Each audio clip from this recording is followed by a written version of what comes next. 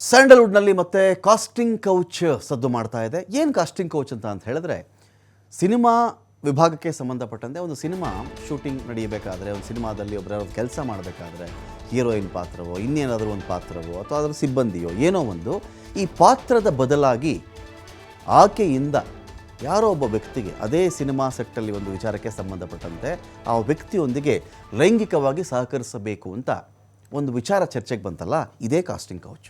ಪಾತ್ರ ಕೊಡ್ತೀನಿ, ಇಂತಿಂಥವ್ರ ಜೊತೆಯಲ್ಲಿ ತಾವಿರಬೇಕಾಗತ್ತೆ ಅನ್ನೋ ಒಂದು ವಿಷಯ ಇತ್ತಲ್ಲ, ಇದೀಗ ಮತ್ತೆ ಇದು ಸ್ಯಾಂಡಲ್ವುಡ್ನಲ್ಲಿ ಸದ್ದು ಮಾಡ್ತಾ ಇದೆ. ಯಾವುದಾದ್ರೂ ಪ್ರಕರಣದ ಕಾರಣದಿಂದಾಗಿನ ಯಾವುದಾದ್ರೂ ಮಹಿಳೆ ಈ ಥರ ತಾನು ಕೆಲಸ ಮಾಡಿದಂತಹ ಮೂವಿಯಲ್ಲಿ ಅಥವಾ ಸಿನಿಮಾದಲ್ಲಿ ನನಗಿಂತಹ ಲೈಂಗಿಕ ದೌರ್ಜನ್ಯ ನಡೆದಿತ್ತು, ನನ್ನ ಈ ಥರ ಆಹ್ವಾನಿಸಿದ್ರು, ನನಗೆ ತೊಂದರೆ ಕೊಟ್ಟಿದ್ದರು, ನೀನು ಇದಕ್ಕೆ ಸಹಕರಿಸಿದ್ರೆ ಮಾತ್ರ ನಿನಗೆ ಅವಕಾಶ ಕೊಡ್ತೀನಿ ಅಂತ ಹೇಳಿದರು, ನನ್ನ ಬಳಸಿಕೊಂಡರು, ಯಾರ್ದೂ ಇಲ್ಲ, ಈ ಕ್ಷಣಕ್ಕಂತೂ ಯಾರ್ದೂ ಇಲ್ಲ.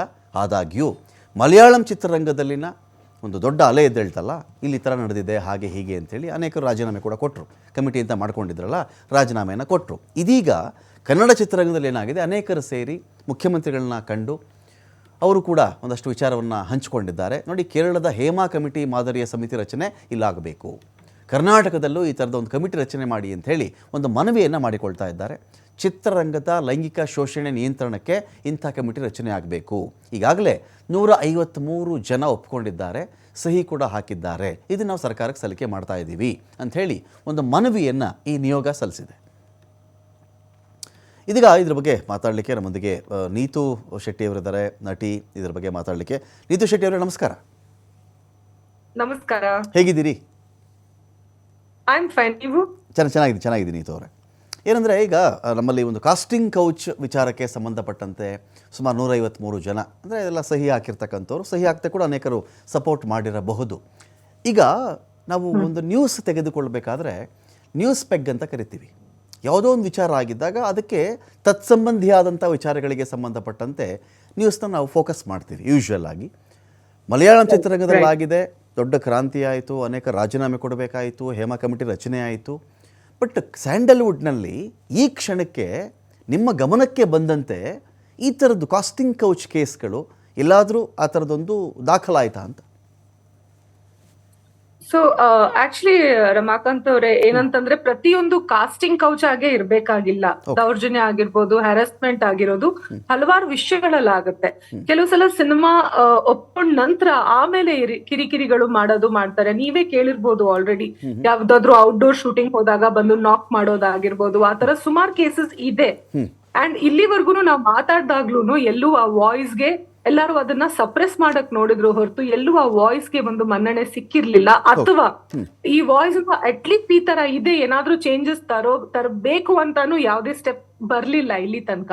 ಸೊ ಇವಾಗ ಅಲ್ಲಿ ಹೇಮಾ ಕಮಿಟಿ ಆದಾಗ ಡೆಫಿನೆಟ್ಲಿ ಒಂದ್ ಕ್ರಾಂತಿ ಅಂದಾಗ ಅದು ಇಟ್ಸ್ ಅ ಪಾಸಿಟಿವ್ ಥಿಂಗ್ ಅಲ್ವಾ? ಸೊ ಎಲ್ಲರಿಗೂ ಒಂದ್ ಸ್ಟ್ರೆಂತ್ ಇದೆ. ಇವಾಗ ಮತ್ತೆ ನಾವ್ ಮಾತಾಡ್ಬೇಕು, ನಾವ್ ಆ ಕರೇಜ್ ನ ಮತ್ತೆ ತರ್ಬೇಕು. ಬಿಕಾಸ್ ಏನು ಹ್ಯಾರಾಸ್ಮೆಂಟ್ ನಡಿಬೇಕು, ಕೆಲವು ವಿಷಯದಲ್ಲಿ ನಡೀತಾನೆ ಇದೆ ಡೆಫಿನೆಟ್ಲಿ. ಸೊ ತುಂಬಾ ಜನ ಸಂತ್ರಸ್ತೆಯರು ಆಕ್ಚುಲಿ ಫೈರ್ ಕಮಿಟಿ ಜೊತೆ ಮಾತನಾಡಿದ್ದಾರೆ ಇದಕ್ ಮುಂಚೆ ಕೂಡ. ಸೊ ಇದು ಬಹುಶಃ ಚೇತನ್ ಅವ್ರಿಗೆ ಇನ್ನೂ ಬೆಟರ್ ಗೊತ್ತಿರುತ್ತೆ, ಬಿಕಾಸ್ ಅವರು ಈ ಕೇಸಸ್ ನ ಡೈರೆಕ್ಟ್ಲಿ ಡೀಲ್ ಮಾಡಿದ್ದಾರೆ. ಅಂದ್ರೆ ಒಂದೊಂದು ಮಹಿಳೆಯಾಗಿ ನೀತು ಅವರೇ, ಈ ಥರದ್ದು ಪ್ರಕರಣಗಳಿಗೆ ಸಂಬಂಧಪಟ್ಟಂತೆ ಸುಪ್ರೀಂ ಕೋರ್ಟ್ನ ಗೈಡ್ಲೈನ್ಸ್ ಕೂಡ ಇದೆ. ಅದು ಅದನ್ನು ಕೇಳಬಲ್ಲೆ ನಾನು ನಿಮಗೆ. ಏನು ಗೈಡ್ಲೈನ್ಸ್ ಏನು ಅಂತ ಹೇಳಿದ್ರೆ, ಉದ್ಯೋಗದ ಸ್ಥಳದಲ್ಲಿ ಒಂದು ಮಹಿಳೆಗೆ ಲೈಂಗಿಕ ಶೋಷಣೆ ಮಾಡುವುದಾಗಲಿ, ಲೈಂಗಿಕ ಆಹ್ವಾನಗಳಾಗಲಿ, ತೊಂದರೆ ಕೊಡೋದಾಗಲಿ ಆದಾಗ ಆ ಉದ್ಯೋಗಸ್ಥ, ಅಂದರೆ ಯಾರು ಆ ಉದ್ಯೋಗಪತಿ ಇರ್ತಾರೋ ಅಥವಾ ಉದ್ಯಮಿ ಇರ್ತಾರೋ ಆ ವ್ಯಕ್ತಿ ಆ ಮಹಿಳೆಯ ಪ್ರೊಟೆಕ್ಷನ್ ವಿಚಾರದಲ್ಲಿ, ಪರಿಹಾರದ ವಿಚಾರದಲ್ಲಿ, ಕಾನೂನು ಸಲಹೆಗಳ ವಿಚಾರದಲ್ಲಿ, ಸಹಕಾರದ ವಿಚಾರದಲ್ಲಿ ಆ ಮನುಷ್ಯ ನಿಂತ್ಕೊಳ್ಬೇಕು ಅಂತ ಹೇಳಿ. ಸೊ ಇಂಡಸ್ಟ್ರಿಯಲ್ಲಿ ಯಾರಿಗಾದರೂ ತೊಂದರೆ ಆಗಿದ್ದರೆ, ಎನಿಬಡಿ, ಅವರು ಡೋರ್ ಆದರೂ ನಾಕ್ ಮಾಡಿರಲಿ, ಅಸಹ್ಯ ಶಬ್ದಗಳಿಂದ ಕರೆದಿರಲಿ, ಇಂಡೈರೆಕ್ಟ್ ಆಗಾದರೂ ಆಹ್ವಾನ ಮಾಡಿರಲಿ, ಡೈರೆಕ್ಟ್ ಆಗಾದರೂ ಆಹ್ವಾನ ಮಾಡಿರಲಿ, why can't you raise the question in front of the police station or in the court? So we have done it. ನಿಮಗೂ ನೆನಪಿದೆ 2017 ಅಲ್ಲೂ ಕೂಡ ಇದ್ರ ಬಗ್ಗೆ ತುಂಬಾ ಚರ್ಚೆ ಆಗಿತ್ತು. ಡೈರೆಕ್ಟ್ಲಿ ಅಲಿಗೇಷನ್ಸ್ ಅಂತ ಹೇಳ್ಬೋದು, ಅಥವಾ ಡೈರೆಕ್ಟ್ ಫ್ಯಾಕ್ಟ್ ನ ಮಾತಾಡಿದ್ರು ಕೂಡ ಅದು ಆಮೇಲೆ ಎಲ್ಲಿಗ್ ಬಂತು ಅಂತ ನೀವು ನೋಡಿದಿರಿ. ಅಂಡ್ ನಾವು ನೋಡಿದೀವಿ ತುಂಬಾ ಸಲ, ನಾವ್ ಏನೇ ಮಾತಾಡಿದ್ರು ತುಂಬಾ ಹಿಂದೆ ಐ ಥಿಂಕ್ ನಾನು ಒಂದ್ಸಲ ನನ್ಗೊಂದ್ ಸ್ವಲ್ಪ ಕೆಟ್ಟ ಅನುಭವ ಆಗಿದ್ದಾಗ ನಾನು ಪ್ರೆಸ್ ಅವ್ರ ಹತ್ರನೇ ನನ್ನ ಫ್ರೆಂಡ್ಸ್ ಕೆಲವ್ರ ಹತ್ರ ಹೇಳ್ಕೊಂಡಿದ್ದೆ. ಸೊ ಅವ್ರು ಹೇಳಿದ್ರು Neetu we can't write all this ಅಂತ. ನಾನ್ ಬರೀರಿ ಅಂತ ಹೇಳಿದ್ದಲ್ಲ ಅವ್ರಿಗೆ, but I was just sharing. Okay. So ಯಾರು ಕೂಡ ಅದ್ರ ಬಗ್ಗೆ ಮಾತನಾಡೋದಕ್ಕೆ ರೆಡಿ ಇರ್ಲಿಲ್ಲ. Today the times have changed Ramakant ಅವ್ರೆ. ಓಕೆ, ಮೇ ಬಿ ನಾನು ಅಲ್ಗಳಿತಾ ಇಲ್ಲ. ಈಗ ಫಿಲ್ಮ್ ಚೇಂಬರ್ ಲೆವೆಲಲ್ಲಿ ನಾವು ಕೂಡ ಗಮನಿಸಿದ್ದೀವಿ, ಅನೇಕ ವಾದ ಪ್ರತಿವಾದಗಳಾಗ್ತವೆ ಮಹಿಳೆಯರ ಸಂಭಾವನೆ ವಿಚಾರದಲ್ಲಿ. ಇನ್ಕ್ಲೂಡಿಂಗ್ ರಮ್ಯಾ ಅವರು ಕೂಡ ವಾಯ್ಸ್ ರೈಸ್ ಮಾಡಿದರು. ಇಲ್ಲಿ ನಟನಿಗೆ ಒಂದು ಸಂಭಾವನೆ, ನಟಿಗೆ ಒಂದು ಸಂಭಾವನೆವರೆಗೂ ಕೂಡ ಒಂದಷ್ಟು ವಿಚಾರಗಳು ಬಂದಿತ್ತು. ತೆರೆ ಇತ್ತೀಚೆಗೆ ನಟಿಯೊಬ್ಬರು ಒಬ್ಬ ಪ್ರಸಿದ್ಧ ನಟನ ಮೇಲೆ ಒಂದು ಆರೋಪವನ್ನು ಕೂಡ ಮಾಡಿದರು. ಸೊ ಇದು ಕಾನೂನು ಕಟ್ಟಳೆಗಳಿಗೆ ಹೋಗಲಿ ಅಥವಾ ಚಿತ್ರರಂಗದ ಮಟ್ಟದಲ್ಲಿ ಮಂಡಳಿಯ ಮುಂದೆ ಬಂದರೂ ಕೂಡ ಯಾವುದು ಲಾಜಿಕಲ್ ಎಂಡ್ಗೆ ಬಂತು ಅಂತ. ಸೊ ಅದೇ ಹೇಳ್ತಾ ಇರೋದು ನಾವು, ಏನಂತಂದ್ರೆ ನಮ್ಗೆ ಎಲ್ಲೂ ಸ್ಟ್ರಾಂಗ್ ಸ್ಟ್ರಕ್ಚರ್ ಅಥವಾ ಒಂದು ಸ್ಟ್ರಾಂಗ್ ಸಪೋರ್ಟ್ ಅಂತ ಇಲ್ಲಿವರೆಗೂ ಸಿಕ್ಕಿರ್ಲಿಲ್ಲ. That is why we are trying. ಇವಾಗ ಒಂದು ಸ್ಟೆಪ್ ನಾವು ಇಟ್ಟಿದ್ವಿ, ಸಿಎಂ ತನಕ ಹೋಗಿದೀವಿ. ಬಿಕಾಸ್ ನೋಡಿ, ಇಲ್ಲೂ ನೋಡಿ, ನಮಗೂ ಏನ್ ಬೇಕು, ಒಂದು ಸ್ಟ್ರಕ್ಚರ್ ಅಂತ ಏನಿಲ್ವೋ ಅದು ಬರ್ಲಿ, ಒಂದು ವ್ಯವಸ್ಥೆ ಬರ್ಲಿ. ಅಟ್ಲೀಸ್ಟ್ ಈ ತರ ಇದೆ ಅನ್ನೋ ಕಾರಣಕ್ಕಾದ್ರೂ ಏನೇನು ಇವಾಗ ನನಗೆ ನನ್ನ ಮಟ್ಟಿಗೆ ಮಾತಾಡ್ಬೇಕಾದ್ರೆ ನನಗೆ ಸ್ವಲ್ಪ ಪ್ರಿವಿಲೇಜ್ ಆದ್ರೂ ಇದೆ. ನನಗೆ ಎಜುಕೇಶನ್ ಇರ್ಬೋದು ಅಥವಾ ನನ್ಗೆ ಫೈನಾನ್ಷಿಯಲ್ ಸಪೋರ್ಟ್ ಆದ್ರೂ ಇರ್ಬೋದು. ಆದ್ರೆ ಎಲ್ಲಾರ್ಗೂ ಆತರ ಇರುತ್ತೆ ಅಂತ ಹೇಳಕ್ ಆಗಲ್ಲ. ಸೊ ನಾವು ಎಲ್ಲಾರ ಪರವಾಗಿ ನೋಡಿದಾಗ ಅಟ್ಲೀಸ್ಟ್ ಈ ತರ ಒಂದು ಇವತ್ತು ನಮಗೆ ಇದ್ರ ಬೆನಿಫಿಟ್ ಸಿಗುತ್ತೋ ಇಲ್ವೋ, ಬಟ್ ಅಟ್ಲೀಸ್ಟ್ ಮುಂದೆ ಬರುವಂತ ಹಲವಾರು ಮುಗ್ಧ ಮನಸ್ಸಿನ ಹೆಣ್ಮಕ್ಳಿಗೆ ಯಾವುದೇ ಎಕ್ಸ್ಪ್ಲಾಯ್ಟೇಷನ್ ಆಗದೆ ಇರ್ಲಿ ಅನ್ನೋ ಆಶಯದಿಂದ ನಾವ್ ಇವತ್ತು ಹೋಗಿದೀವಿ. So this is the first step in my opinion. So ಏನಾಗಬೇಕು ಅಂತ ಹೇಳ್ತೀರಿ ನೀತು ಅವರ? ಯಾವ ಥರದಲ್ಲಿ ನಿಮಗೆ ಇಲ್ಲಿ ಅಸಿಸ್ಟೆನ್ಸ್ಗಳು ಸಿಗಬೇಕಾಗುತ್ತೆ? ಯಾವ ತರಹದ ವಾತಾವರಣ ಬೇಕು ಒಂದು ಮಹಿಳೆ ತನಗಾದ ಶೋಷಣೆಯನ್ನು ಹೇಳ್ಕೊಳ್ಳೋ ವಿಚಾರಕ್ಕೆ ಸಂಬಂಧಪಟ್ಟಂತೆ ಅಂತ? ಅದಕ್ಕೆ ಒಂದು safe space first of all ಬೇಕು. ಬಿಕಾಸ್ ಎಲ್ಲಂದ್ರಲ್ಲಿ ನಾವು ಹೇಳ್ಕೊಂಡ್ರೆ ನಾವು ನೋಡಿದೀವಿ ಯಾವ ತರ ಆಗುತ್ತೆ. ಆಮೇಲೆ ನಮಗೆ ಹೇಳ್ತಾರೆ, ನೀವು ಫಿಲ್ಮ್ ಇಂಡಸ್ಟ್ರಿ ಬಿಟ್ಟು ಹೋಗಿ ಅಲ್ಲ, ನೀವ್ ಯಾಕಿರ್ಬೇಕು ಅಲ್ಲಿ, ನಿಮ್ಗೆ ಈ ತರ ಎಲ್ಲ ತೊಂದರೆ ಆಗ್ತಾ ಇದೆ ಅಂದ್ರೆ.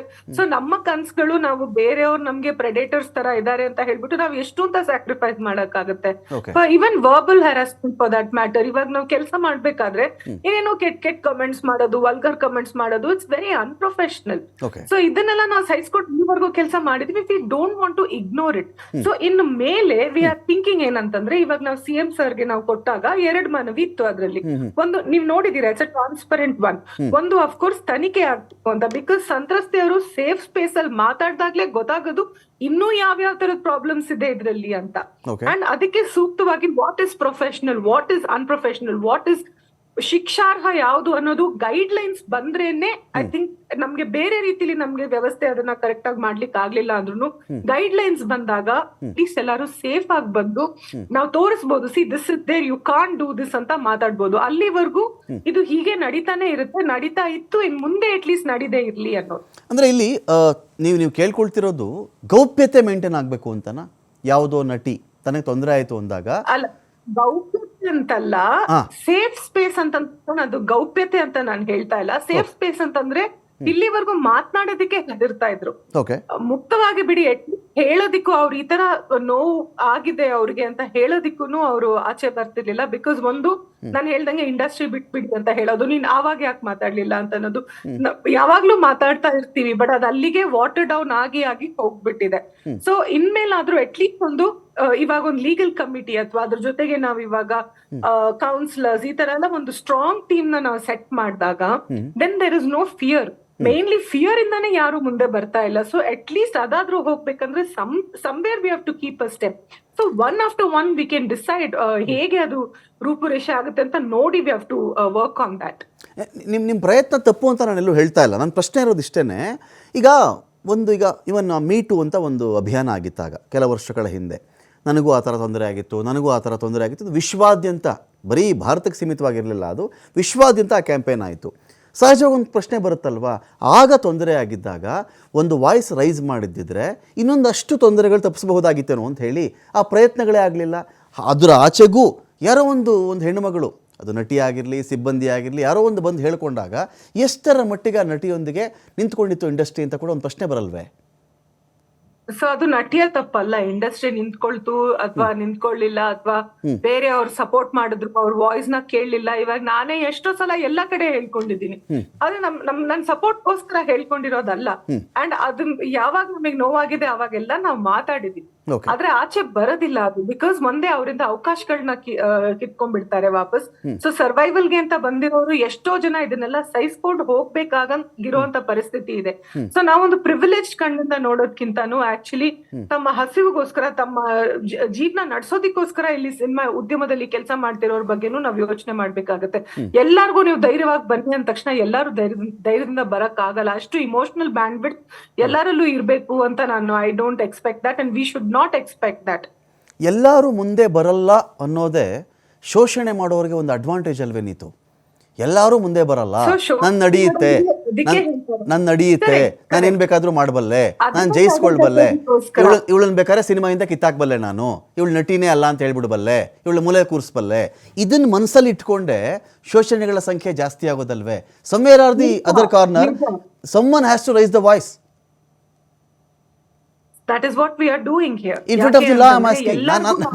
ನಾನು ಇಲ್ಲಿ ಪ್ರಶ್ನೆ ಇಷ್ಟೇ ನಂದು. ಒಂದು ಕೋರ್ಟ್ ಇರುತ್ತೆ, ಒಂದು ಪೊಲೀಸ್ ವ್ಯವಸ್ಥೆ ಇರುತ್ತೆ, ನಿಮ್ಮ ಎಫರ್ಟ್ ತಪ್ಪು ನಾನು ಹೇಳ್ತಾ ಇಲ್ಲ. ಸುಪ್ರೀಂ ಕೋರ್ಟ್ ಗೈಡ್ಲೈನ್ಸ್ಗಳಿದೆ, ಬನ್ವಾರಿ ದೇವಿ ಕೇಸ್ಗೂ ಗೈಡ್ಲೈನ್ಸ್ಗಳು ಕೂಡ ಇದೆ, ವಿಶಾಖ ಗೈಡ್ಲೈನ್ಸ್ ಅಂತ ಆಮೇಲೆ ಆಯಿತು, ಆಮೇಲೆ ಪಾಶ್ ಅಂತ ಕೂಡ ಬಂದಿದೆ, ಪ್ರೊಟೆಕ್ಷನ್ ಆಫ್ ಸೆಕ್ಷುವಲ್ ಹರಾಸ್ಮೆಂಟ್ ಅಂತ ಹೇಳಿ. ಬಟ್ ಇದೆಲ್ಲದರ ಆಚೆಗೂ ಇನ್ನೇನು ಸ್ಪೆಷಲ್ ಇರಬಹುದಾಗತ್ತೆ ನೀವು ಕೇಳ್ಕೊಳ್ತಾ ಇರ್ತಕ್ಕಂಥ ಕಮಿಟಿ ಅಂತ? ಸಾರಿ ವಾಟ್ಸ್ ದ ಲಾಸ್ಟ್ ಲೈನ್? ಈಗ ನಮಗೆ ಬನ್ವಾರಿ ದೇವಿ ಕೇಸ್ ಒಂದು ಕಡೆ ಇದೆ, ಇನ್ನೊಂದು ಕಡೆ ನಾವು ಚೆಕ್ ಮಾಡ್ಕೊಂಡು ಅದೇ ವಿಶಾಖ ಗೈಡ್ಲೈನ್ಸ್ ಆಯಿತು. Prevention of sexual harassment POSH case ಗೈಡ್ಲೈನ್ಸ್ಗಳು ಕೂಡ ನಮ್ಮ ಬಳಿ ಇದೆ. ಇದೆಲ್ಲವನ್ನು ಮೀರಿ ಯಾವ ಕಮಿಟಿ ಏನು ಮಾಡಬಲ್ಲದು ಅಂತ ನನ್ನ ಪಾಯಿಂಟು. ಹೇಗೆ ಭಿನ್ನ ಅಂತ? ಎಸ್, ಸೊ ಯಾವುದೇ ಏನಿದ್ರು ಕೂಡ ಇಲ್ಲಿವರೆಗೂ ನಮಗಂತೂ ಯಾವ್ದು ವರ್ಕ್ ಆಗಿಲ್ಲ. So when we raise a voice we will see. That's what ನಾನು ಹೇಳ್ತಾ ಇರೋದು. ಎಲ್ಲರೂ ನೀವ್ ನಮ್ಗೆ 10 ಸ್ಟೆಪ್ ಆಚೆ ಕೇಳೋದ್ಕಿಂತ 1 ಸ್ಟೆಪ್ ಆಫ್ಟರ್ 1 ಸ್ಟೆಪ್ ನಾವು ಮಾತಾಡೋದು. ಅಟ್ಲೀಸ್ಟ್ ನನ್ನ ಕೇಳಿದ್ರೆ, ಬಹುಶಃ ನೀವು ಕವಿತಾ ಲಂಕೇಶ್ ಅವ್ರ ಹತ್ರ ಮಾತಾಡಿದ್ರೆ ಅಥವಾ ಅವ್ರ ಪ್ರೆಸಿಡೆಂಟ್ ಇದ್ದಾರೆ ಅಂಡ್ ಚೇತನ್ ಅವ್ರ ಹತ್ರ ಮಾತಾಡಿದ್ರೆ ನಿಮಗೆ ಬೇರೆ ಉತ್ತರ ಸಿಗ್ಬೋದು. ಬಟ್ ನನ್ನ ಕೆಪಾಸಿಟಿ ಇನ್ ಫೈರ್ ನಾನು ಹೇಳ್ಬೇಕಂತಂದ್ರೆ ಯಾವ್ದ್ರಿಂದಾನು ಹೆಲ್ಪ್ ಆಗಿಲ್ಲ. ಯಾವಾಗ್ಲೂ ಅಥಾರಿಟಿಯಲ್ಲಿ ಇರೋರ್ ಬಗ್ಗೆ ಭಯ ಇದ್ದೇ ಇರುತ್ತೆ ಜನರಿಗೆ. ಸೊ ಆ ಭಯ ಹೋಗ್ಬೇಕಂದ್ರೆ that is why we have reached out to the government body. ಹೇಗಾದ್ರೂ ಮಾಡಿ ನಮ್ಗೆ ನೀವು ನಿಷ್ಪಕ್ಷಪಾತವಾಗಿ ಏನಾದ್ರೂ ಒಂದು ಇಲ್ಲಿ ಆಗ್ಬೇಕಂತಂದ್ರೆ ಅವ್ರ ಕಡೆಯಿಂದ ಬರ್ಲಿ ಅಂತ. ಸೊ ದಿಸ್ ಇಸ್ ನಮ್ಮ ಪ್ರಯತ್ನ ಇದು. ನೋಡೋಣ, one after one. Definitely fire is a registered body. ನಮ್ಗೆ ಏನೇ ಆದ್ರೂ ಕೂಡ ನಾವು ಸಾರಿ ಅಂದರೆ ನಾನು ಹೇಳೋದು ಈ ಒಂದು ಬಾಡಿ, ಈ ಒಂದು ಪ್ರಯತ್ನಕ್ಕೆ ಸಂಬಂಧಪಟ್ಟಂತೆ ನನ್ನ ತಕರಾರು ಇಲ್ಲ. ನಿಮ್ಮ ಪ್ರಯತ್ನ ಶ್ಲಾಘನೀಯ, ಸ್ವಾಗತಾರ್ಹ ಅದು. ಆದರೆ ಸುಪ್ರೀಂ ಕೋರ್ಟ್ ಗೈಡ್ಲೈನ್ಸ್ಗಳನ್ನು ಮೀರಿ ಏನೋ ಒಂದು ನಡೆದು ಬಿಡುತ್ತೆ ಅಂತ ನಮ್ಗೆ ಸ್ವಲ್ಪ ಕನ್ವಿನ್ಸ್ ಆಗ್ತಾ ಇಲ್ಲ. ಅದು ಯಾಕೋ ಸುಪ್ರೀಂ ಕೋರ್ಟ್ ಗೈಡ್ಲೈನ್ಸ್ಗಳೇ ಇದ್ದಾಗ ನಾವು ಅಲ್ಲೆಲ್ಲೂ ಹೋಗಲ್ಲ, ಈ ಒಂದು ಕಮಿಟಿ ಒಳಗಡೆ ಮಾಡಿಬಿಡಿ, ಒಂದು ತಂಡ ರಚಿಸ್ಬಿಡಿ, ಒಂದು ನಿಯೋಗ ರಚಿಸ್ಬಿಡಿ, ಇದರೊಳಗಡೆ ನಮಗೆ ಜಸ್ಟಿಸ್ ಸಿಗುತ್ತೆ ಅಂತ ನಾವು ಅಂದ್ಕೊಂಡಾಗ ಅದೆಷ್ಟರ ಮಟ್ಟಿಗೆ ನಂಬಕ್ಕಾಗುತ್ತೆ ಅದನ್ನು ಅಂತ? So that you have to wait and watch, because ಇನ್ನೂ ಆ ಕಮಿಟಿ ರಚನೆನೇ ಆಗಿಲ್ಲ ಅಲ್ವಾ? ಸೊ ಕಮಿಟಿ ರಚನೆ ಆದ್ಮೇಲೆ ಎಷ್ಟು ಜನ ಸಂತ್ರಸ್ತೆಯರು ಮಾತಾಡ್ತಾರೆ. ಆ ಸಂತ್ರಸ್ತೆಯರು ಮಾತಾಡಿದ್ರು ಕೂಡ ಅವರ ಸತ್ಯನ ಹೇಳ್ಕೊಂಡು, ಅವರ ನೋವನ್ನ ಹೇಳ್ಕೊಂಡಾಗ್ಲೂ ಕೂಡ ಇವ್ರಿಗೆಲ್ಲ ಕೆಲಸ ಇಲ್ಲ, ಪಬ್ಲಿಸಿಟಿಗೋಸ್ಕರ ಮಾತಾಡಿದ್ದಾರೆ ಅಂತಾನೆ ನಾನು ಕೂಡ ಕೇಳಿದೀನಿ ಈ ಮಾತನ್ನ. So I can only say you have to wait and watch, because ಇವಾಗ್ಲೇ ನಾವು ನಾಳೆ ಬಗ್ಗೆ 100 days ನಂತರ ಏನಾಗುತ್ತೆ ಅಂತ ನಾವು ಹೇಳಕ್ ಆಗೋದಿಲ್ಲ. But we have to wait and watch. Okay, thank you Nitish Shetty ಅವರೇ. TV5 ಜೊತೆಯಲ್ಲಿ ಸಾಕಷ್ಟು ವಿಷಯಗಳ ಬಗ್ಗೆ ಮಾತಾಡಿದ್ರಿ. Thank you.